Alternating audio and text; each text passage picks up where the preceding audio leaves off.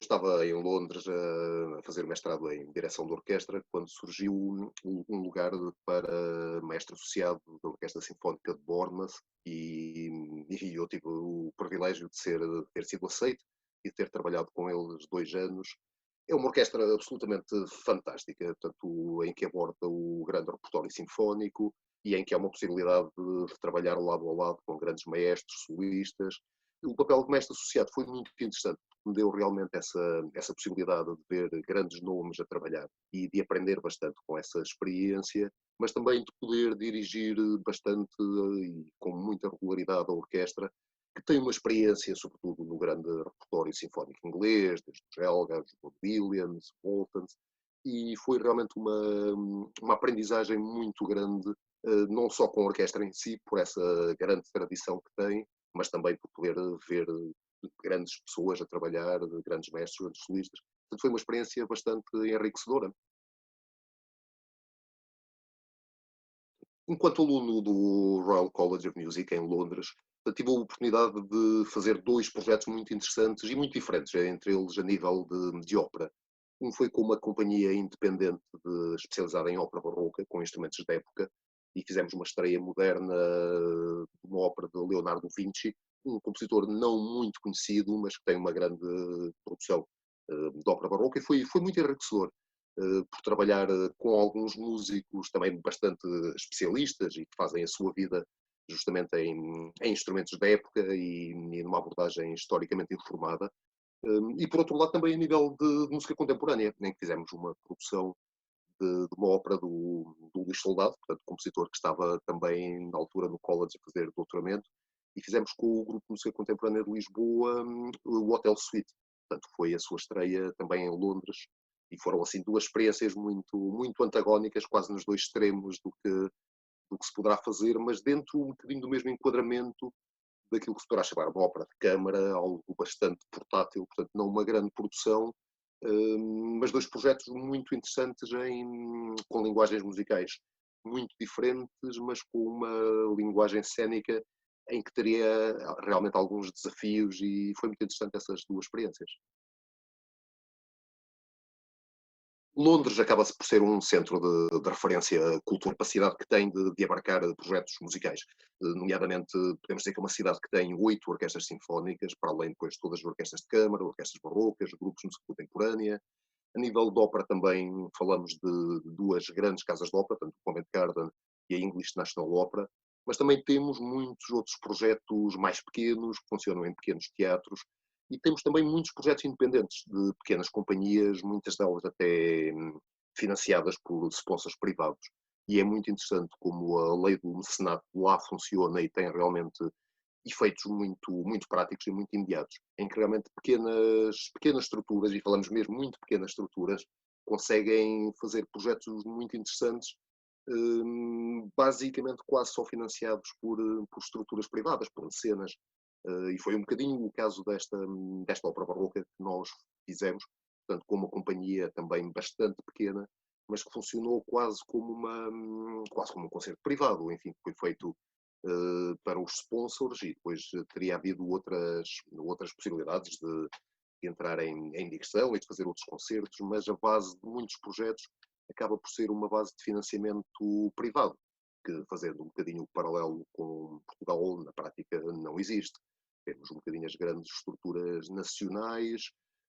e pouco mais. Acaba por não haver este lado do mecenato e das empresas participarem na atividade cultural do país, é quase inexistente cá em Portugal, e é muito interessante como em Londres realmente isso permite depois uma oferta muito grande e muito diversificada de atividade cultural, não só a nível da ópera, mas a nível sinfónico, a nível de música de câmara. É um contraponto que dá a pensar, enfim, as possibilidades e as viabilidades da arte no geral.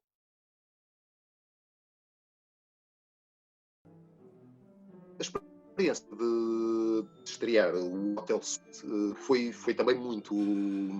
interessante, do ponto de vista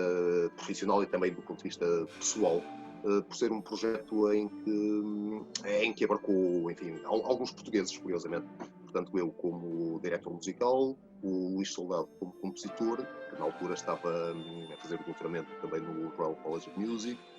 O libreto era de Rui Zinck, portanto, com o seu estilo muito, muito particular.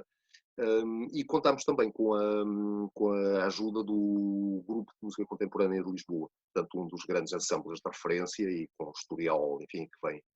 vem já de longa data e que se deslocaram a Londres para fazermos esta produção, que foi feita no auditório principal do Royal College of Music. Aproveitando o facto de estarmos no Royal College, eu e o Luís Soldado, criámos uma estrutura que designámos por Ensemble Disquiet, um bocadinho também na homenagem a Fernando Pessoa, o livro do Desassossego, mas foi um projeto que tentou, em Londres, fazer divulgação de música de compositores portugueses, portanto, música contemporânea e não só. Mas era sobretudo uma estrutura que tinha esse lado de divulgação de música que se faz hoje e também de trabalhar com compositores, de fazer encomendas e de haver um trabalho realmente de produção de música contemporânea. Fizemos alguns concertos com o Ensemble Disquiet em Londres e foi algo que, ao voltarmos para Portugal, sentimos essa necessidade de reativar algo do género, porque efetivamente, tirando as grandes estruturas, há pouco espaço para produção de música contemporânea, enfim, tirando as grandes encomendas das grandes instituições, falamos do Gulbenkian, Casa de Música, etc, etc. Mas falta um bocadinho um espaço onde os compositores possam desenvolver o seu trabalho e vê-lo realmente aplicado e a ser concretizado. Desse ponto de vista, eu acho muito interessante que a criação da AREP, desta associação ligada às artes de palco e artes cênicas, que tenham realmente esta valência de poder ter um ensemble associado, portanto, é algo que pode ser muito interessante. A nível de projetos futuros para a Arepo e para o Ensemble Disquiet, temos já na forja um projeto muito, muito interessante, o Sorriso Mágico de Sofia, que começou por ser originalmente um livro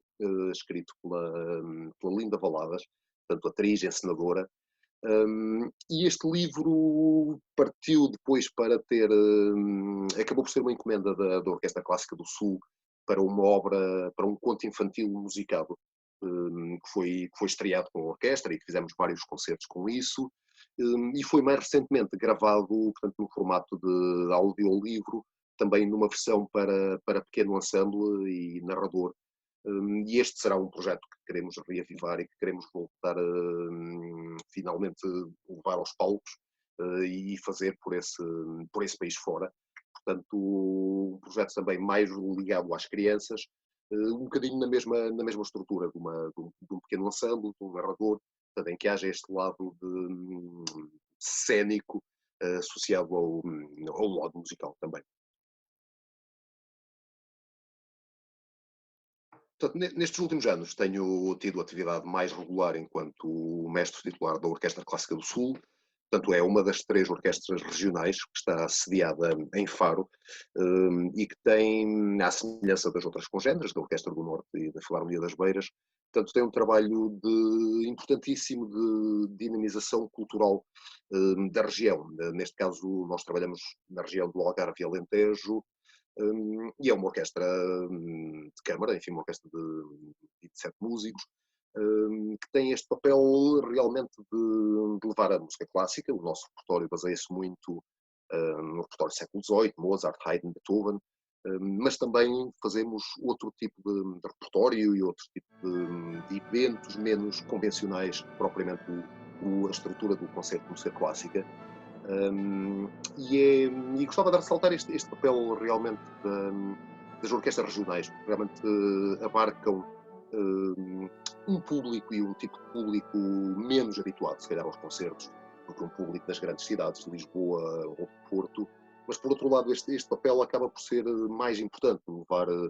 uma orquestra, por exemplo, a sítios onde provavelmente vai lá uma orquestra pela primeira vez e as pessoas nunca tiveram a oportunidade de ver um concerto de música clássica ao vivo. E isto é algo que é inestimável, e realmente é uma mais-valia e, e é muito interessante e tem sido muito estimulante estes anos de trabalho com a orquestra, não só pelo lado musical, realmente que é muito apelativo, é uma excelente orquestra que faz um ótimo trabalho neste tipo de quase de especialismo em música de um certo e determinado repertório de uma certa época, mas também este lado social de poder levar a música clássica a sítios bastante recônditos, e portanto é algo que é realmente importantíssimo e tenho que deixar realmente um agradecimento ao trabalho que as orquestras regionais têm feito a nível nacional, porque é realmente inestimável. Nesta contingência atual, pós-pandemia, enfim, como se sabe, as estruturas artísticas foram as primeiras a fechar portas e muito provavelmente serão as últimas a abrir, portanto, que é algo que me preocupa bastante. Enfim, a cultura tem um papel fundamental e, sobretudo, nesta altura, enfim, em que as pessoas estão em casa e que estão fechadas, a cultura e o lado, para além do sobreviver, mas o lado realmente de ter algo que nos faça pensar um bocadinho e que nos estimule intelectualmente e emocionalmente de outra maneira, é fundamental e muitas vezes é fácil, enfim, através dos meios que se têm à disposição e que são mais imediatos, enfim, internet, televisão, às vezes de cair num certo facilitismo cultural e se calhar de se apresentar algo que se acha que é aquilo que as pessoas querem, mas é sempre enfim, estranho perceber que é realmente uma grande franja de atividade cultural que desapareceu e que está efetivamente em suspenso durante este período e naturalmente temos agora que criar possibilidades das coisas irem arrancando a pouco e pouco, mas não é fácil porque falamos efetivamente de, enfim, uma orquestra é uma estrutura um, confinada a um espaço relativamente pequeno. Portanto, num palco, uma orquestra tem que estar junta por questões acústicas, por questões práticas, musicais. Portanto, se de repente tivermos que meter aqui na equação, enfim, aquilo que é pedido a nível de espaçamento entre pessoas, enfim, teremos que ter aqui alguma imaginação para conseguir articular isto do ponto de vista prático. Depois, naturalmente, também a nível de público vai levantar grandes questões, porque naturalmente havendo este tipo de limitações, resta saber se a nível de produtoras, de entidades promotoras de espetáculos, se efetivamente compensa do ponto de vista financeiro ter um espetáculo que poderia abarcar 1000 pessoas e, dadas estas contingências, só poderão ter 150. Portanto, está também aqui este lado económico de perceber a partir de quando é que efetivamente é pertinente e rentável, se assim o posso dizer, começar a programar espetáculos. Obviamente que a vontade de entrar em ação e de fazer coisas é ótima, e é muita, mas não pode passar só pela boa vontade dos intervenientes. Tem que haver também garantias que as coisas voltem a ser minimamente possíveis do ponto de vista logístico e do ponto de vista de funcionamento. Portanto, diria que não são, enfim, não querendo ser pessimista, mas creio que não vão ser tempos fáceis para a cultura e para reiniciar uma atividade cultural, pelo menos da maneira em que existia antes da pandemia. Eu creio que algo vai ser bastante diferente e tem que se perceber como é que isto vai, como é que as coisas vão poder ser reagendadas e como é que vão poder ser repensadas. Aquilo que se fala muito, efetivamente, das estruturas online, eu creio que podem ser um bom complemento, mas não podem substituir de todo aquilo que é a experiência de um concerto ao vivo e aquilo que é poder ver um bailarino ao vivo, poder ouvir a voz de um ator ao vivo, poder ter a experiência de uma orquestra ao vivo. Enfim, tudo terá o seu espaço, um bocadinho como o cinema não veio substituir o teatro, enfim, são experiências bastante diferentes que não podem ser omitidas nem substituídas. Portanto, a experiência de um espetáculo ao vivo é algo que terá que continuar a existir. Teremos que eventualmente ser criativos e perceber qual o formato em que isto possa voltar a acontecer.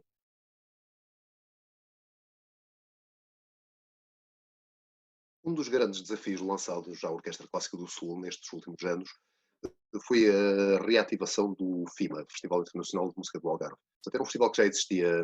há bastante tempo e que foi interrompido e eu tive, enfim, o privilégio e a honra de ser diretor artístico do festival durante 3 anos. Portanto, foi uma oportunidade de trazer ao Algarve grandes nomes, solistas, maestros internacionais. Portanto, num festival apoiado pelo Algarve 365,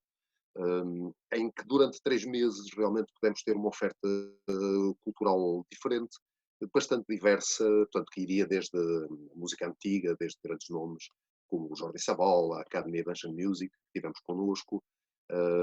até à produção contemporânea. Portanto, em todos os festivais tentámos sempre ter encomendas de obras de compositores contemporâneos, portanto, escritas para a Orquestra Clássica do Sul, e foi realmente um período bastante interessante, realmente bastante dinâmico e que trouxe realmente uma dinâmica muito especial, portanto, ao Algarve, e em que houve efetivamente uma democratização do acesso à cultura, ou seja, podemos ver concertos com nomes e com ensembles potencialmente se poderiam ver nas grandes salas em Nova Iorque, em Paris, em Londres, e esta oportunidade de trazer estes artistas ao Algarve realmente foi bastante interessante para nós e tentar ter esta programação, portanto, bastante aliciante. Eu acho que foi algo bastante enriquecedor para o Algarve, para a orquestra.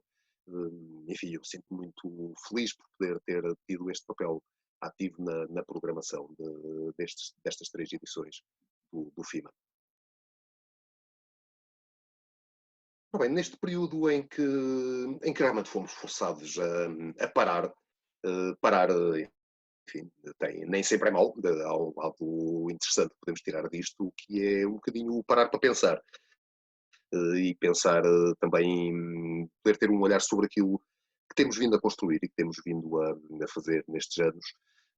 mas também pensar um bocadinho naquilo que poderá ser o futuro. Gostava de ter respostas e de ter algumas conclusões, efetivamente não tenho. Tenho algumas reflexões sobre aquilo que deve ser o papel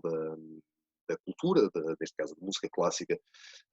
em si, que me diz mais, a área que me diz mais respeito,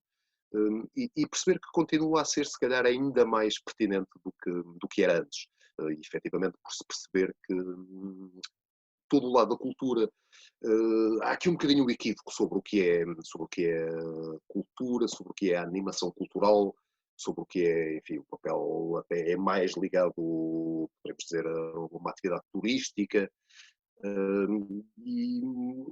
e eu acho que há aqui alguns equívocos que convinha desfazer e realmente perceber que a arte tem um papel fundamental na vida das pessoas e algo que não pode ser substituído por outro tipo de atividades que poderão ser complementares, naturalmente, que as atividades enfim, mais ligadas ao lazer e à descontração e à animação cultural é uma coisa, mas a arte em si, a atividade artística em si, tem que ser algo que nos faça pensar e que nos desafie intelectualmente, e esse é o grande papel que nós artistas temos, é fazer propostas às pessoas, nem sempre aquilo que se calhar que as pessoas acham que gostam ou que querem, mas realmente lançar propostas de algo diferente, que possa fazer as pessoas pensar um bocadinho e desafiá-las e estimulá-las para outras áreas. Eu acho que é basicamente o enriquecimento pessoal que pode sair de todo este lado, de termos que estar sozinhos, connosco próprios, enfim, com um tempo um bocadinho mais extenso do que era normal, mas este lado de percebermos o que é que nós estamos aqui a fazer enquanto artistas, enquanto produtores culturais, qual o nosso papel e que importância é que podemos ter na vida das pessoas, e eu acho que cada vez mais essa importância é muito grande, é fundamental e não pode ser substituída por nada.